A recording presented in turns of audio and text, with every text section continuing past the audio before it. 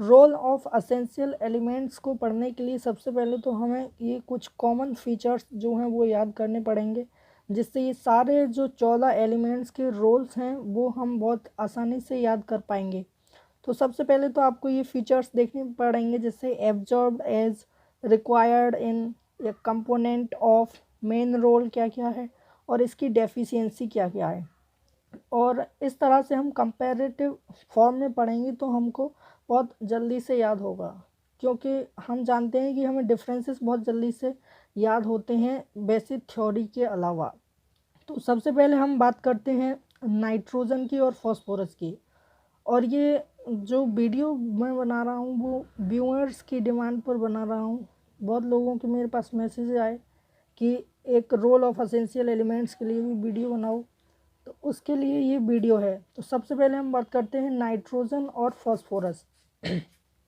तो पहला पॉइंट हमारा जो है फीचर का वो है एब्जॉर्ब्ड एज। तो नाइट्रोजन एब्जॉर्ब होता है NO3 नेगेटिव यानी नाइट्रेट के फॉर्म में, और फॉस्फोरस एब्जॉर्ब होता है H2PO4 या फिर HPO4 नेगेटिव 2 नेगेटिव के फॉर्म में।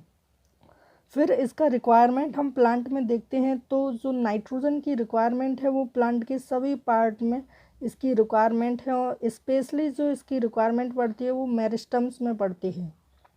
जबकि हम फॉस्फोरस में देखते हैं, फॉस्फोरस का जो रिक्वायरमेंट है वो फ्रूट्स में भी है, सीड में भी है, यंग मेरिस्टम्स में भी है, और साथ ही साथ स्टोरेज ऑर्गन में भी हमको ये देखने को मिलता है।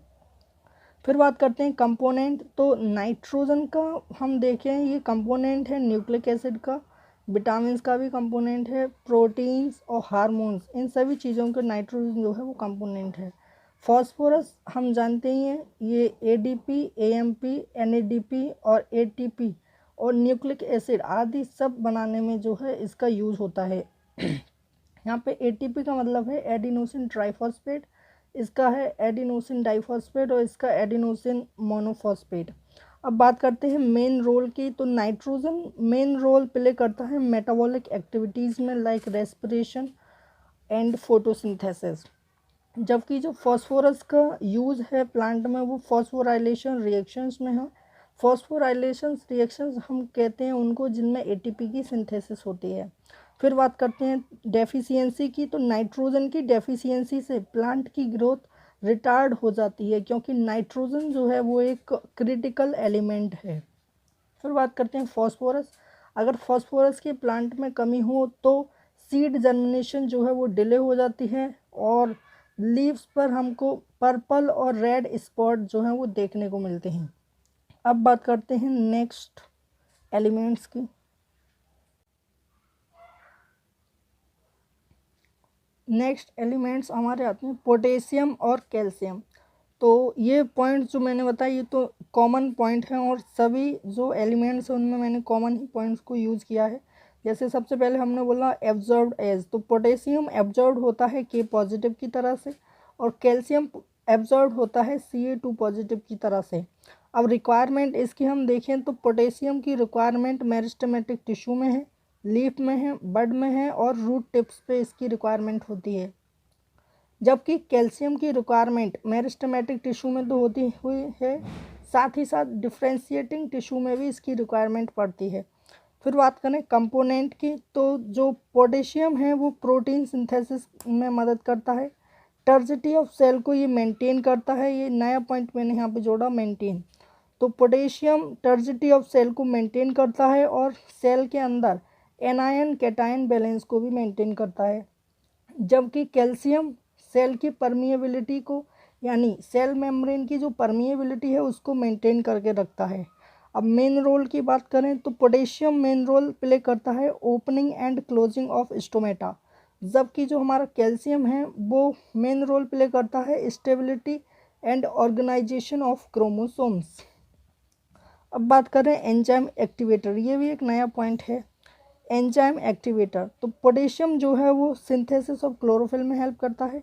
फोटोसिंथेसिस और रेस्पिरेशन के जितने एंजाइम्स हैं उसको कहीं ना कहीं एक्टिवेट करने का काम करता है पोटेशियम। अब कैल्शियम की बात करें तो कैल्शियम ATPase, अल्फा अमाइलेज और फॉस्फोलाइपेज आदि एंजाइम को एक्टिवेट करने का काम करता है। फिर बात करें डेफिशिएंसी की, तो पोटेशियम की अगर डेफिशिएंसी होती है तो लीफ पर स्कॉर्च्ड टिप हमको दिखती हैं। स्कॉर्च्ड लीफ टिप हमको ऐसी प्लांट में देखने को मिलती है। जबकि कैल्शियम की अगर डेफिशिएंसी की बात करें तो मेटाबॉलिक एक्टिविटी जो है वो ये स्टॉप कर देता है। अब बात करते हैं हम अपने नेक्स्ट एलिमेंट्स की। नेक्स्ट एलिमेंट्स आते हैं हमारे सल्फर मैग्नीशियम। तो सल्फर में हम ये पॉइंट हमारे कॉमन है वही चल रहे हैं। पहला हम देखते हैं एब्जॉर्ब्ड एज। तो सल्फर एब्जॉर्ब होता है SO4 नेगेटिव की तरह से, और मैग्नीशियम एब्जॉर्ब होता है Mg2 पॉजिटिव की तरह से। अब देखिए इनकी रिक्वायरमेंट। तो सल्फर की रिक्वायरमेंट पड़ती है मेरिस्टेमेटिक टिश्यू में और यंग लीव्स में, जबकि मैग्नीशियम की रिक्वायरमेंट होती है growing area of root and stem. अब बात करते हैं कंपोनेंट की। तो सल्फर कंपोनेंट है अमीनो एसिड का, सिस्टीन का और मीथियोनाइन का, जबकि मैग्नीशियम कंपोनेंट है मिडिल लैमेला का और साथ ही साथ क्लोरोफिल का भी। अब बात करते हैं मेन रोल। यहाँ पे लिखा है मैंने सिंथेसिस, यानी ये मेन रोल सिंथेसिस में किस किस की प्ले करते हैं उसके बारे में डिस्कस कर रहे हैं हम। मेन रोल है इसका अमीनो एसिड बनाने में, विटामिन बनाने में, थायमीन बनाने में और बायोटीन आदि बनाने में। जबकि जो मैग्नीशियम का मेन रोल है वो RNA बनाने में, DNA बनाने में और कुछ एंजाइम्स के एक्टिवेटर का भी ये काम करता है, जैसे रेस्पिरेशन और फोटोसिंथेसिस आदि के एंजाइम। ठीक है, फिर बात करते हैं डेफिशिएंसी की। अगर सल्फर की डेफिशिएंसी हो तो एक्युमुलेशन ऑफ एंथोसाइनिन हमको देखने को मिलता है, और मैग्नीशियम की डेफिशिएंसी हो तो retard plant growth. Retard plant growth का मतलब है प्लांट ठीक से प्रॉपर ग्रोथ नहीं कर पाता है। इसका कारण सीधा सीधा यही है कि ये जो है मैग्नीशियम एंजाइम को एक्टिवेट करता है, रेस्पिरेशन एंड फोटोसिंथेसिस। अब फोटोसिंथेसिस और रेस्पिरेशन के एंजाइम अगर एक्टिवेट नहीं होंगे तो प्लांट प्रॉपर ग्रोथ जो है नहीं कर पाएगा। अब बात करते हैं नेक्स्ट एलिमेंट्स की। नेक्स्ट एलिमेंट आते हैं हमारे बोरोन और आयरन। तो फिर हमारा पहला पॉइंट सेम है, एब्जॉर्ब्ड एज। तो बोरोन एब्जॉर्ब होता है BO3 नेगेटिव या B4O7 नेगेटिव की तरह से, जबकि आयरन एब्जॉर्ब होता है Fe3 पॉजिटिव की तरह से। अब बात करते हैं रिक्वायरमेंट की। तो बोरोन की रिक्वायरमेंट होती है लीव्स में, सीड में और uptake and utilisation of calcium, यानी कैल्शियम को एब्जॉर्ब करने में और उसके यूटिलाइजेशन में बोरोन की हेल्प लेता है प्लांट। फिर बात करते हैं आयरन की। तो आयरन की रिक्वायरमेंट एवरीवेयर होती है प्लांट बॉडी में, और जितने भी माइक्रो न्यूट्रिएंट्स हैं उनमें सबसे ज़्यादा लार्जर अमाउंट में आयरन की रिक्वायरमेंट होती है प्लांट को। फिर बात करते हैं कंपोनेंट की। तो बोरोन जो है वो किसी भी रिएक्शन में डायरेक्ट कंपोनेंट नहीं है, जबकि आयरन डायरेक्ट कंपोनेंट है प्रोटीन का और क्लोरोफिल का। फिर बात करते हैं रोल की। तो बोरोन रोल प्ले करता है नोड्यूल फॉर्मेशन में और पॉलन जर्मिनेशन में, जबकि आयरन रोल प्ले करता है translocation of electron as ferredoxin and cytochrome, मतलब ये इलेक्ट्रॉन के ट्रांसपोर्ट में या ट्रांसलोकेशन में हेल्प करता है। फिर बात करें डेफिशिएंसी की। तो बोरोन अगर प्लांट को ना मिले प्रॉपर तो loss of apical dominance plant में हो जाता है, जबकि अगर आयरन ना मिले तो प्लांट ग्रोथ जो है वो रिटार्ड हो जाती है। अब बात करते हैं नेक्स्ट एलिमेंट्स की। नेक्स्ट एलिमेंट्स आते हैं हमारे कॉपर और जिंक। तो पहला पॉइंट हमारा यही है एब्जॉर्ब्ड एज। कॉपर एब्जॉर्ब होता है Cu2 पॉजिटिव और जिंक एब्जॉर्ब होता है Zn2 पॉजिटिव की तरह से। रिक्वायरमेंट देखते हैं तो कॉपर की रिक्वायरमेंट एवरीवेयर होती है प्लांट में, जबकि जिंक की रिक्वायरमेंट भी जो है वो भी एवरीवेयर होती है। अब कंपोनेंट की बात करें हम तो जो कॉपर है वो ऑल मेटाबॉलिज्म रिएक्शन जो उनमें मेन कंपोनेंट है, जबकि जिंक जो है वो ट्रिप्टोफैन का कंपोनेंट है। अब बात करें रोल का। तो कॉपर का रोल होता है प्लास्टोसाइनिन की सिंथेसिस में, एस्कॉर्बिक एसिड की सिंथेसिस में और फिनोलिक ऑक्सीडेज की सिंथेसिस में, जबकि जिंक का रोल है एक्टिवेटर ऑफ अल्कोहल डिहाइड्रोजिनेज और ये कार्बोक्सिलेज एंजाइम को भी एक्टिवेट करता है।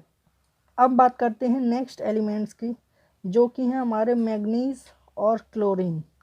तो मैग्नीज और क्लोरीन में हम वो पॉइंट जो हैं वो दोबारा देखते हैं। जैसे एब्जॉर्ब्ड एज मैग्नीज एब्जॉर्ब होता है Mn2 पॉजिटिव की तरह से, और क्लोरीन एब्जॉर्ब होती है Cl नेगेटिव की तरह से। अब बात करते हैं रिक्वायरमेंट की।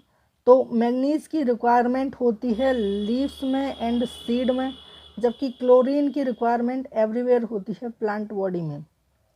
फिर बात करते हैं रोल की। तो मैग्नीज जो है मैलिक डिहाइड्रोजनेज एंजाइम को एक्टिवेट करने का कार्य करता है, जबकि क्लोरीन जो है वो एनायन और केटायन बैलेंस को बनाती है।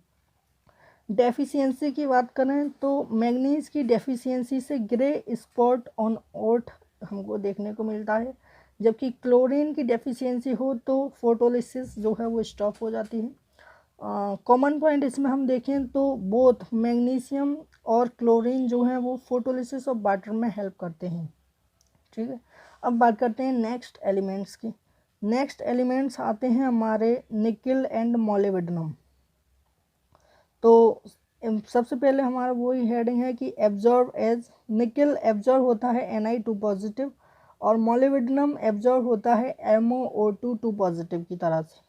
अब बात करते हैं रिक्वायरमेंट की। तो निकिल की रिक्वायरमेंट होती है लीफ में, रूट में आदि, जबकि मोलिब्डेनम की रिक्वायरमेंट एवरीवेयर होती है प्लांट बॉडी में, लेकिन सबसे ज़्यादा इसकी रिक्वायरमेंट रूट्स में हमको देखने को मिलती है, क्योंकि ये नाइट्रोजनेज एंजाइम को लेगुमिनस प्लांट में एक्टिवेट करने का कार्य करता है, और वहाँ पे कहीं ना कहीं जो नाइट्रोजन फिक्सेशन है वो इसी मोलिब्डेनम माइक्रोन्यूट्रिएंट की वजह से होती है। फिर बात करें हम रोल की। तो निकिल कंपोनेंट है यूरिएज एंड हाइड्रोजनेज एंजाइम का, जबकि मोलिब्डेनम जो है वो इन्वॉल्व होता है नाइट्रोजन की मेटाबॉलिज्म में, जिससे प्लांट में बहुत सारी proteins, amino acid, vitamin, hormone, nucleic acid आदि बन पाते हैं। तो बस इस वीडियो में ये इतना ही, और इसमें कुछ ट्रिक्स हैं जो मैं आपको बताना चाहूँगा। गाइस टोटल 17 असेंशियल एलिमेंट्स होते हैं, जिनमें से जो 14 एलिमेंट्स जो हैं हमको याद करने होते हैं, क्योंकि जो 3 एलिमेंट्स होते हैं वो होते हैं कार्बन, हाइड्रोजन और ऑक्सीजन। ये सेल के फ्रेमवर्क एलिमेंट है, यानी सेल वॉल की फॉर्मेशन में ही हेल्प करते हैं। और ये जो कार्बन है वो मेनली CO2 से प्राप्त होता है, और जो हाइड्रोजन है वो H2O से प्राप्त होती है, ऑक्सीजन H2O से और CO2 से, दोनों से प्लांट को मिलती है। इसीलिए इनको माइक्रोन्यूट्रिएंट्स या मैक्रोन्यूट्रिएंट्स की कैटेगरी में नहीं रखा गया है। इसलिए जो असेंशियल एलिमेंट्स हैं उनमें से केवल 14 का रोल जो है वो हमको याद करना होता है। अब इन 14 एलिमेंट्स में से 9 एलिमेंट्स ऐसे हैं जिनको हमें ओरिजिनल फॉर्म में याद करना पड़ता है, यानी वो किस तरह से एब्जॉर्ब होते हैं। तो एब्जॉर्ब में ये बहुत बड़ा सिंपल सा फंडा है। जैसे हमने बोला कि कैल्शियम, तो ये CO2 positive, potassium K positive, iron Fe3 positive, और फिर हमने बात की मैग्नीशियम तो Mn2 पॉजिटिव, फिर बात की हमने क्लोरीन की तो Cl नेगेटिव, फिर हमने बात की कॉपर की Cu2 पॉजिटिव, फिर बात की जिंक की Zn2 पॉजिटिव, और उसके बाद की हमने मैग्नीशियम की बात Mg2 पॉजिटिव, और फिर हमने बात की निकिल की। तो ये सारे जो हैं वो अपनी ओरिजिनल फॉर्म में जमा होते हैं। गाइस एक क्वेश्चन आता है कि जो आयरन है, इसको कभी कभी पूछ लेता है क्वेश्चन में कि आयरन फेरिक फॉर्म में एब्जॉर्ब होता है या फेरस फॉर्म में। तो आयरन आपको याद रखना है कि फेरिक फॉर्म में एब्जॉर्ब होता है।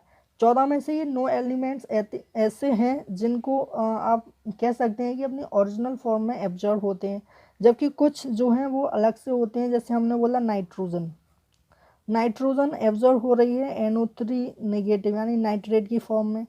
फिर हमने बोला कि मोलिब्डेनम जो एब्जॉर्ब हो रहा है वो हो रहा है MoO2 पॉजिटिव की तरह से। फिर हमने बात की सल्फ़र की, तो सल्फ़र एब्जॉर्ब हो रहा है SO4 नेगेटिव की तरह से। ठीक है, तो इस तरह से हमने देखा कि ये तो अपने ओरिजिनल फॉर्म में है, जबकि ये जो हैं वो किसी न किसी कंपाउंड में या साल्ट में हम कह सकते हैं वो एब्जॉर्ब हो रहे हैं। तो ये 14 में से 9 एलिमेंट्स तो हम इजीली याद कर सकते हैं एब्जॉर्ब में। बाकी मैंने इनके जो कॉमन फीचर्स हैं वो बनाए हैं। ये कॉमन फीचर्स आप याद कर लोगे तो ये बहुत आसान हो जाएगा याद करना, क्योंकि हम जानते हैं कि डिफरेंसेस जो हैं वो काफ़ी ज़्यादा इजी पड़ जाते हैं। फॉर एग्जांपल जैसे मैंने बोला कि यूकैरियोट्स या प्रोकैरियोट्स में डिफरेंस, वो भी सबको याद होगा। डीएनए और आरएनए में डिफरेंस बहुत इजी है। यानी हम डिफरेंस वाइज जब याद करते हैं तो चीज़ें ज़्यादा क्लियर रहती हैं और बहुत लंबे समय तक रहती हैं। गाइज ये डिफरेंस वाइज याद करना मैंने खुद अपने ऊपर ट्राई किया और मुझे ये सारे एलिमेंट जो हैं इनका रोल जो है याद है। तो पहले सबसे पहले मैं क्या करता था कि एक बार में मैंने एक दिन में ये सारे 17 के जो एलिमेंट्स हैं उनमें से 14 का सारा कुछ पढ़ा, मेरे को याद भी हो गया।